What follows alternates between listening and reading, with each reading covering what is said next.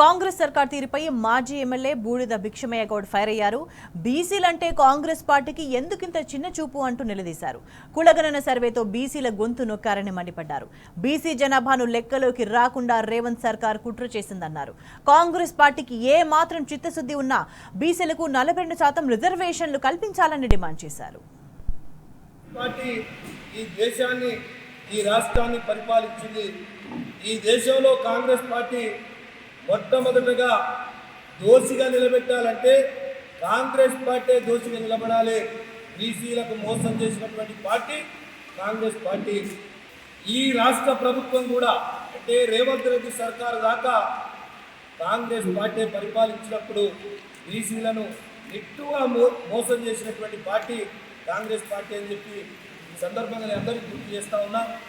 ఎందుకంటే 2013లో అఫిడవిట్ ఇచ్చి అంటే 50% రిజర్వేషన్ ఓటుకు అనుగుణంగా మేము ఒప్పుకుంటున్నామని అఫిడవిట్ ఇచ్చిందే కాంగ్రెస్ పార్టీ ప్రభుత్వం అని చెప్పి మీ అందరికీ నేను తెలియజేస్తా ఉన్నా. ఆనాడు స్వప్నారెడ్డితో కేసేయించి ఇక్కడ రిజర్వేషన్లు 50% వరకే ఫ్రీజ్ అయితే ఇంతకన్నా మించి ఇవ్వలేమని చెప్పి ఆనాడు ఎలక్షన్లకు తొందరుండి ఇక మళ్ళొకసారి మేము కోర్టును ధిక్కరించాం, కోర్టును అడగమని చెప్పి ఆనాడు కాంగ్రెస్ పార్టీ చేసినటువంటి మోసమే ఇవాటి దాకా కొనసాగుతుందని మీ అందరికీ గుర్తు చెప్తా ఉన్నాం.